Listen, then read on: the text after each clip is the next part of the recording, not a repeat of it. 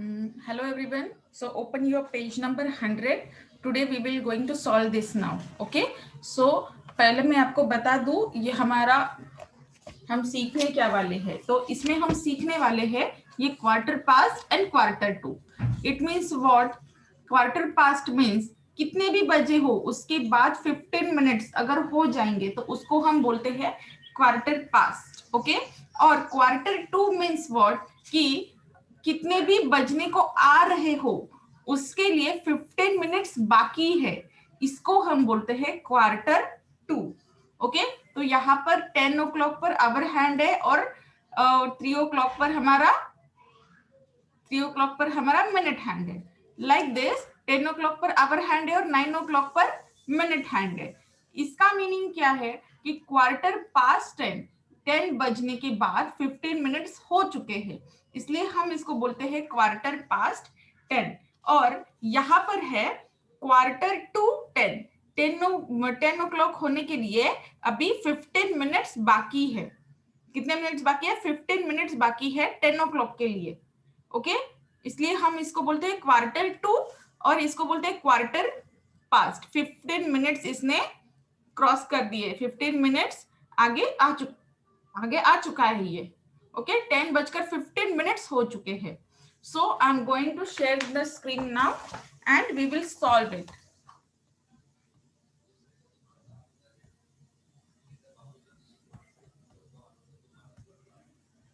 Okay.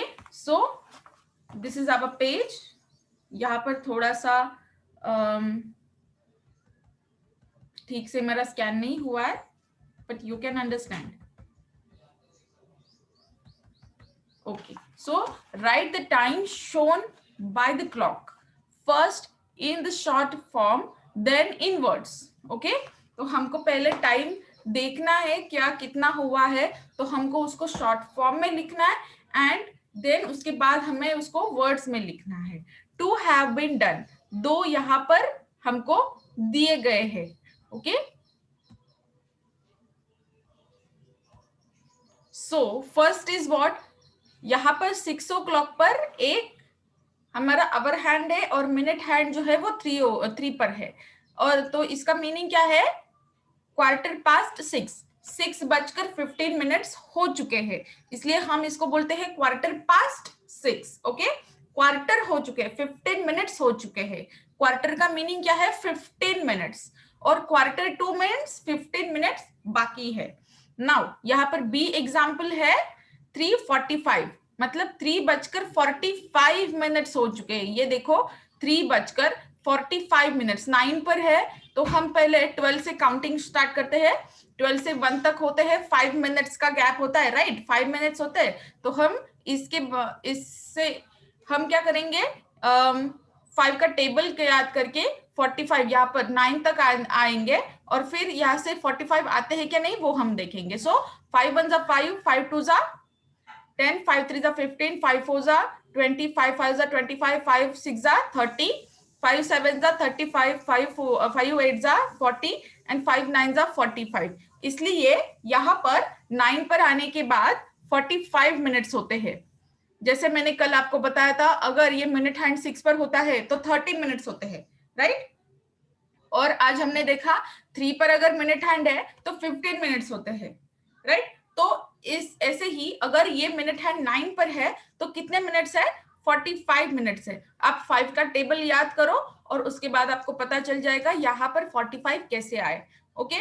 Then इसका यहाँ पर क्या दिखाया गया है? इसको शॉर्ट फॉर्म में लिखा गया है 3:45. इसका मीनिंग है 3 बजकर 45 मिनट्स हो चुके हैं.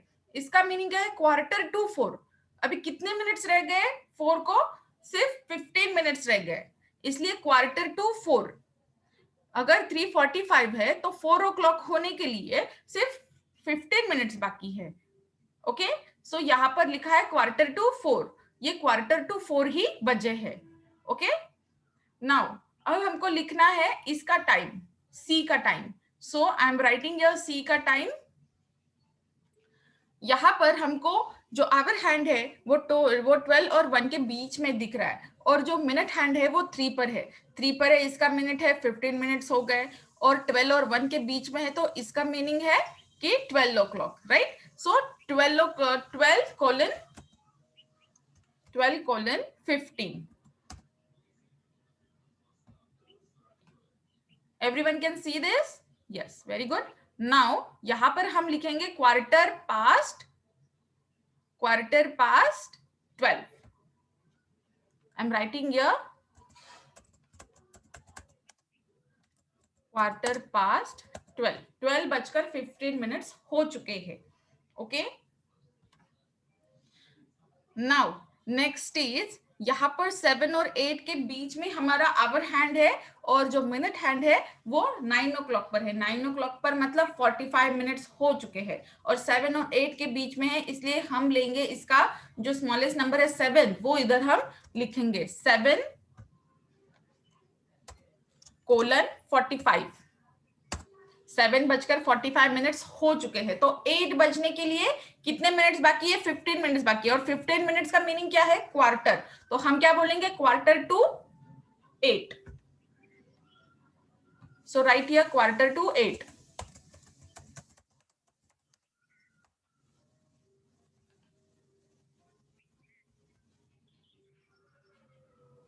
So I'm going to rub this and you can take screenshot or you can stop that video. Okay, you can stop this video to write your answer.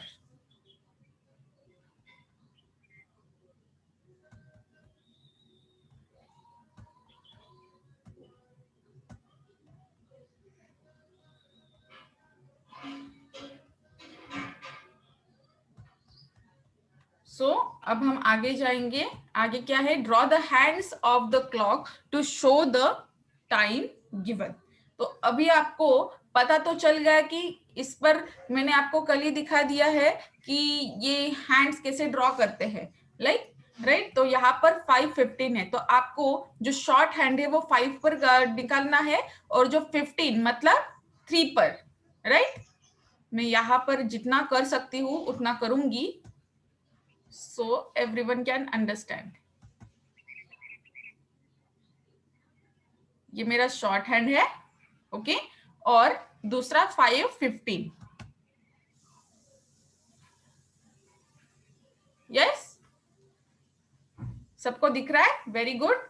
5:15 यहाँ पर मैंने हैंड्स ड्रॉ कर दिए हैं. नाउ 6:45. 6 पर हमको 6:45 मतलब 6 और 7 के बीच में हमको ये आवर हैंड ड्रॉ करना है, राइट. और 45 मिनट्स 9 पर हमको मिनट हैंड ड्रॉ करना है. 9 पर मैंने मिनट हैंड ड्रॉ कर दिया है. Okay, now 11:15. 11:15 मीन्स 11 पर हमको आवर हैंड ड्रॉ करना है एंड 15 मीन्स 3 पर हमको मिनट हैंड ड्रॉ करना है. ये 15 मिनट से होते हैं ना, 1 2 3 5 5 5. देन 1:45. 1:45 मीन्स 1 and 2 के बीच में हमको आवर हैंड ड्रॉ करना है. And 45 means 9. 45 minutes means 9. Yes. So you can draw these hands like this, minute hand and hour hand. So I am going to rub this. You can stop the video and you can complete your exercise this. Okay.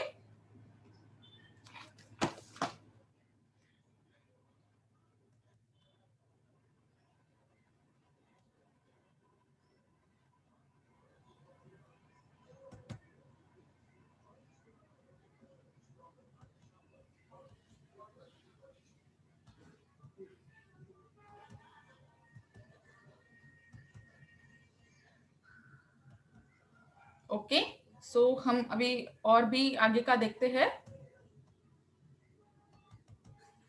Right the time shown by the clock in short form and in words. तो हमको अभी time लिखना है short form में भी और इन words में भी हमको टाइम लिखना है. तो पहले तो मैं एनोटेशन ले लेती हूँ.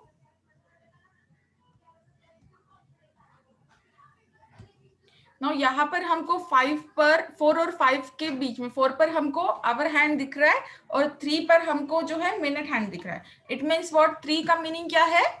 15 मिनट्स हो चुके हैं, राइट, और 4 पर हमारा अवर हैंड है। सो हम हमारा टाइमिंग क्या है 4:15, और इधर हम लिखेंगे क्वार्टर पास्ट 4। क्वार्टर हो चुके हैं, 15 मिनट्स हो चुके हैं, 4:15 हो चुके हैं, तो quarter past 10, sorry, quarter past 4।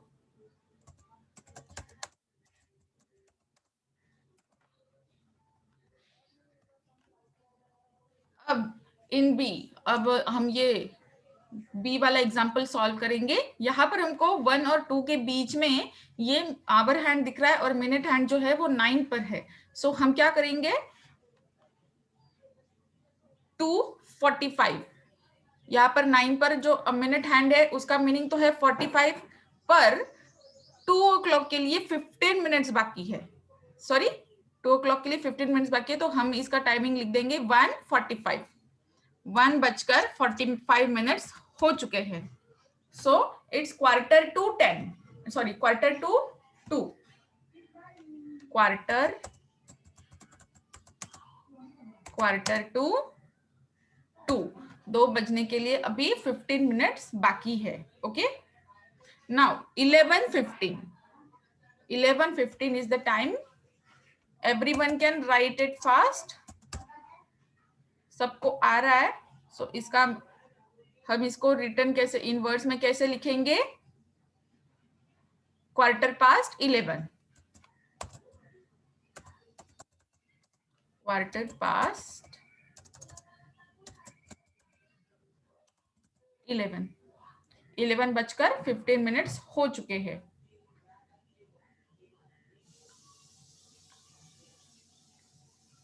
Now यहाँ पर हमको 2 और 3 के बीच में अपर हैंड दिख रहा है और 9 पर हमारा मिनट हैंड है। तो पहले तो हम इधर 2 लिख देंगे, और 9 पर अवर हैंड है तो 45 मिनट्स हो चुके हैं। सो 2:45। ओके, सो यहाँ पर टाइमिंग क्या है 3 o'clock के लिए 15 मिनट्स बाकी है, तो क्वार्टर टू 3, 15 मिनट्स 3 को बाकी है। Quarter means 15, okay, 15 to 3, quarter to 3।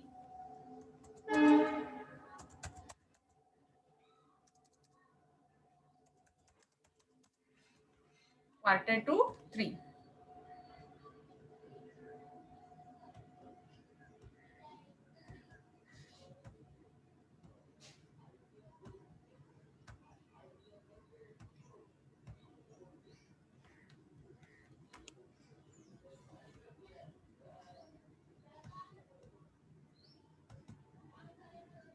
So draw the hands of the clock to show the time given. तो हमको यहाँ पर फिर से टाइम दिया गया है और आपको इस पर हैंड्स ड्रॉ करने हैं। तो जैसे हमने पहले हैंड्स ड्रॉ किए थे वैसे ही आपको इधर भी हैंड्स ड्रॉ करने हैं। तो ये आपका होमवर्क रहेगा।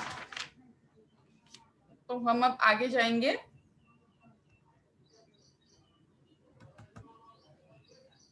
Calendar, day and date. So सबके पास आपके घर में जो कैलेंडर है, अभी जो करंट ईयर का जो कैलेंडर है, वो दिस ईयर का कैलेंडर हमको यूज करना है। उस हिसाब से हमको पारसी न्यू ईयर कब आता है, रिपब्लिक डे कब आता है, दिवाली कब है, इंडिपेंडेंस डे कब है, गुड़ी पाड़वा कब है, ईद अल फितर कब है, क्रिसमस कब है और बैसाखी कब है, उसके हमको यहाँ पर डेट्स लिखने हैं। Okay, so I am writing here, everyone can write in your textbook also.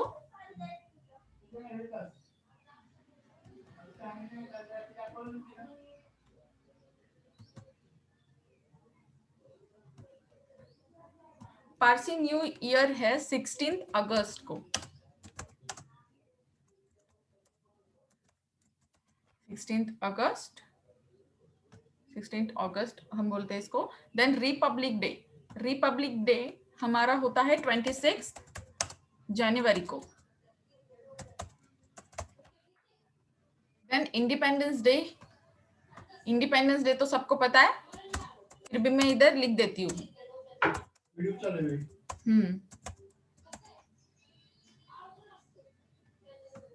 Now Diwali is 4th November।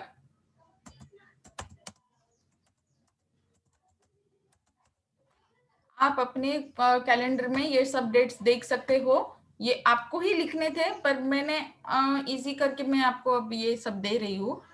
आप वो ऐसे ही देखकर लिख सकते हो, मेरा भी देखकर आप लिख सकते हो।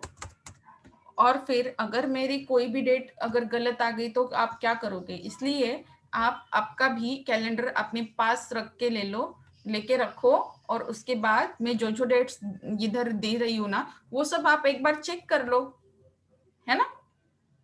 कभी मैं भी गलत हो सकती हूँ ना।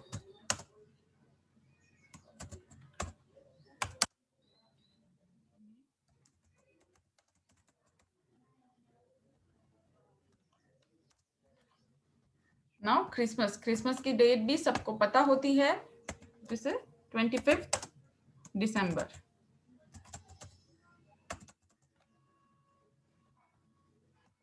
And last is Baisakhi. Baisakhi, Baisakhi कब सेलिब्रेट करते हैं, 13 अप्रैल को।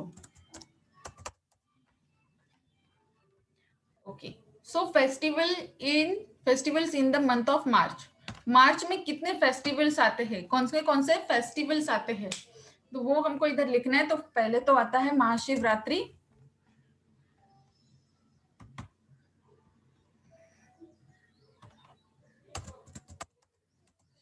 रात्रि, महाशिवरात्रि के बाद आता है होली, जो हमने अभी अभी सेलिब्रेट की है ना, होली, धूलिवंदन। ये धूलिवंदन मराठी में बोलते हैं, हिंदी में आप उसको होली बोलते हैं, राइट।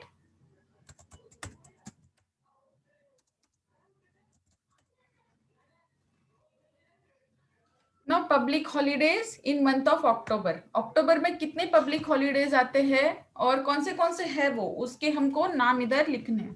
तो अक्टूबर में जो फर्स्ट आता है, 2 अक्टूबर को आती है महात्मा गांधी जयंती। ओके, सो हम इधर लिखेंगे 2 अक्टूबर की महात्मा गांधी जयंती। महात्मा,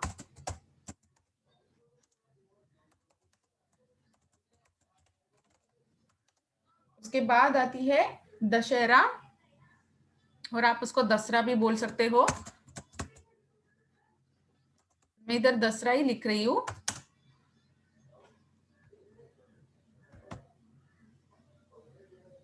देन ईद ए मिलाद, ईद ए मिलाद भी हाँ अक्टूबर में ही आने वाला है। आप देख सकते हो अपने अपने कैलेंडर में, ये आपकी एक्टिविटी है, पर मैं इसको कर रही हूँ।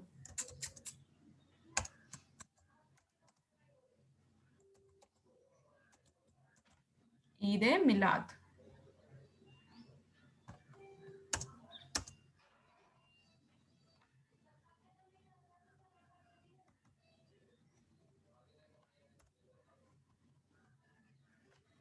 तो यहाँ तक सबका होने के बाद मैं इसको रब कर दूंगी।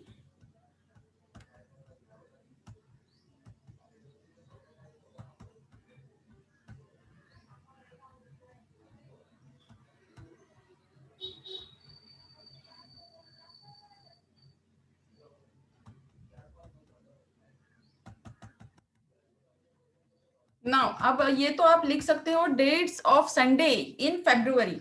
तो आप अपना कैलेंडर ले लो, फेब्रुवरी में कितने डेज आते हैं, संडेज के डेज कितने हैं वो आप लिख सकते हो। ओके, तो यहाँ पर हमारे 2021 के कैलेंडर में जो फेब्रुवरी के संडेज है वो है 1 2 3 4। ओके, तो यहाँ पर इसकी डेट्स लिखने हैं। तो पहले तो आपको लिखना है 7 14 21 एंड 28। ऐसे आपको इधर डेट्स लिखने हैं, 7 14 21 and 28। Okay, then number of Saturdays in the month of June. जून के मंथ में कितने नंबर ऑफ सैटरडेज आते हैं वो आपको ही आपके कैलेंडर में देखकर लिखना है। ये छोटी छोटी बातें मैं नहीं बताऊंगी, ये आपको सॉल्व करनी है। Okay, now the day and date your family will celebrate your new year. अब आपकी फैमिली कौन सा न्यू ईयर सेलिब्रेट करती है ये तो आपको पता है, राइट। तो मैं यहाँ पर लिखूंगी, पहले तो हम सब जो सेलिब्रेट करते हैं वो होता है 1 जनवरी, right.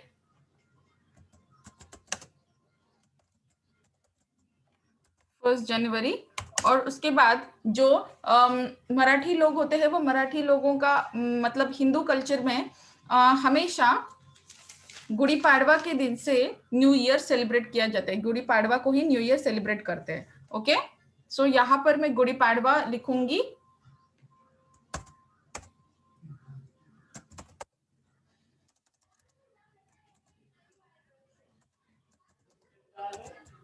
Gudi Padwa,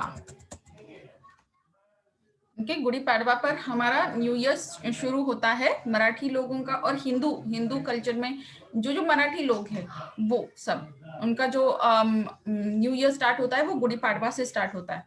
now number of days in February. अब फेब्रुवरी में कितने नंबर ऑफ डेज होते हैं? लीप ईयर में 29 डेज होते हैं, पर इस बार का जो हमारा है वो लीप ईयर नहीं है।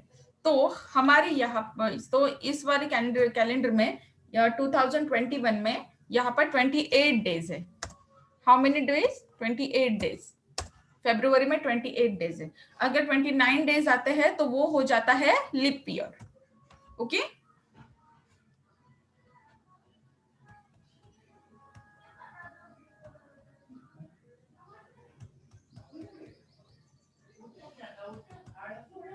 नाउ यहाँ पर आपको ही करना है, find the age of the members of your family and complete this table.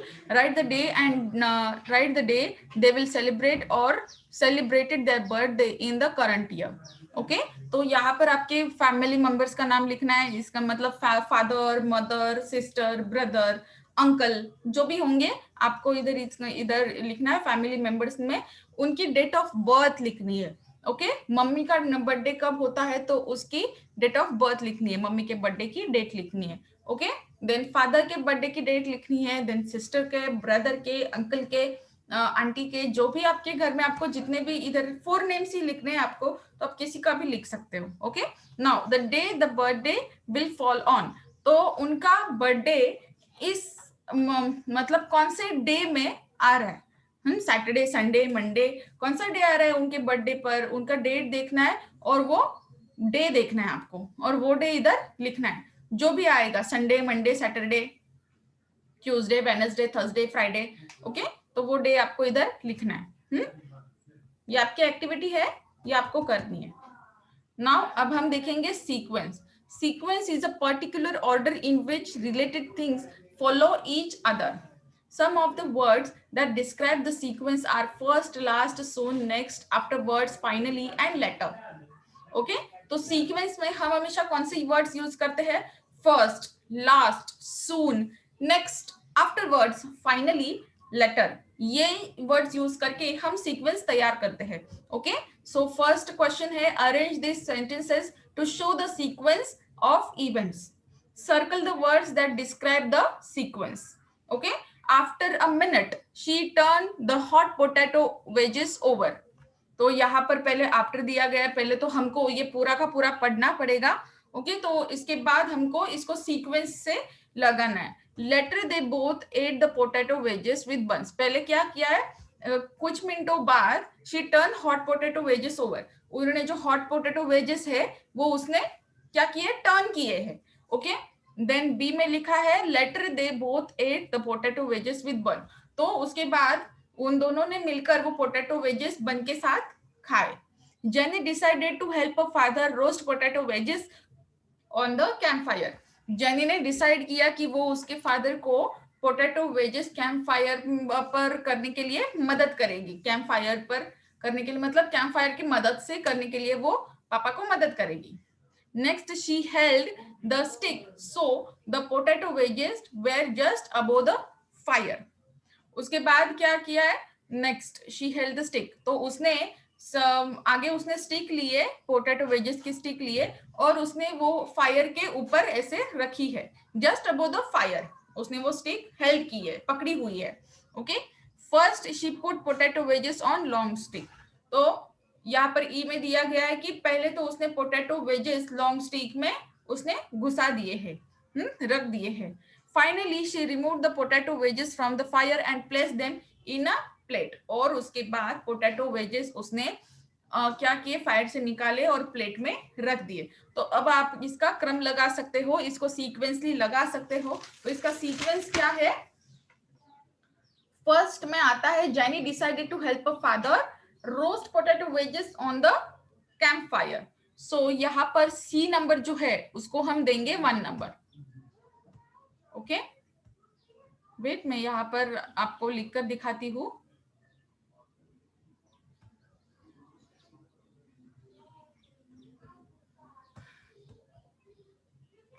यहाँ पर हम देंगे 1 नंबर. देन उसके बाद जो उसने किया है, first she put potato wedges on a long stick. तो पहले उसने पापा को मदद करने का डिसाइड किया. दूसरे में उसने क्या किया कि उसने जो पोटैटो वेजेस है वो लॉन्ग स्टिक में उसने घुसा दिए है, रख दिए है. उसके बाद थर्ड स्टेप है, next she held the stick so the potato wages were just above the fire. तो ये कहां पर है? डी में है. राइट नाउ फोर्थ नंबर है, after a few minutes she turn the hot potato wedges over. यहाँ पर आपको फोर्थ नंबर देना है. उसके बाद फिफ्थ नंबर पर है, finally she remove the potato wages from the fire and place them in a plate. उसने वो प्लेट में रख दिए और उसके बाद दोनों ने मिलके वो खा लिए.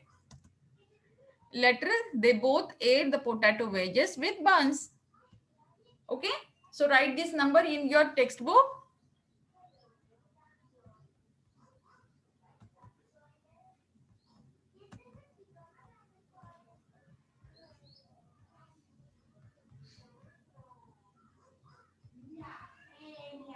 Now second, the number, जो दूसरा क्वेश्चन है, number of the following sentences to show how dead woods is taken from the forest to the buyer. Okay, so अभी जो डेड वुड्स है वो कैसे फॉरेस्ट से बायर तक ले जाते हैं, इसका हमको सीक्वेंस लगाना है.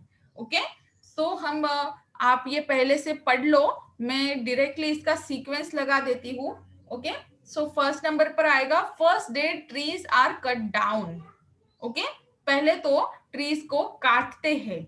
ओके, डेड ट्रीज जो होते हैं उसको पहले काटते हैं, तो मैं इसको फर्स्ट नंबर दूंगी. उसके बाद है, then their dry branches and are cut off. उसके बाद उसके जो भी ड्राई ब्रांचेस है, लीव्स वगैरह है, वो सब उसके कट हो जाते हैं. उसके बाद 3 नंबर्स पर है, दे आर नाउ लॉग्स. अब वो लॉग्स बन गए हैं. ओके, नाउ फोर्थ पर है, the logs are cut up into large pieces of wood called lumber for building houses. Okay, now next the logs are taken in the trucks to nearby sawmill. उसके बाद जो वो logs है वो कहाँ पर ले जाते हैं? नो, यहाँ पर आपको wait a minute,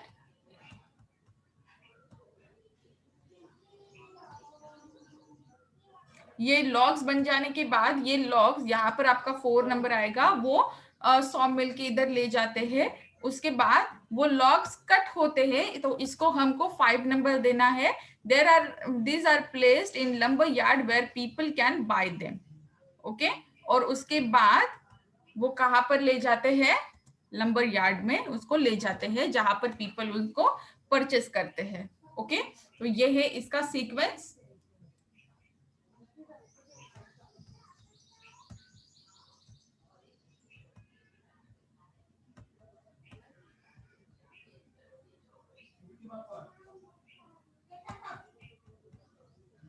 Now again, with the help of your mother, list down the recipe of your favorite food item. आपके मम्मी के मदद से आपका जो भी फेवरेट फूड आइटम्स है, मतलब जो भी फेवरेट फूड्स है उसकी recipe of your favourite food item list करनी है आपको. मतलब कितने फूड आइटम्स आपके फेवरेट है वो आपको लिखने हैं. Mention words like first, last, later, next, thereafter etcetera. Share your recipe with your classmate.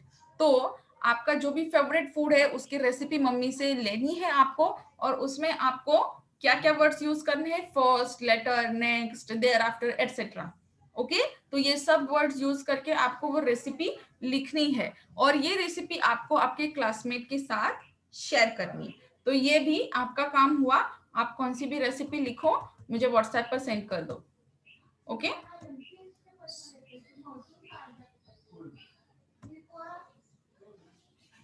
सो आपको ये सब करके मुझे व्हाट्सएप पर सेंड करना है. तो यहाँ पर हम हमारा वीडियो स्टॉप करते हैं। ओके।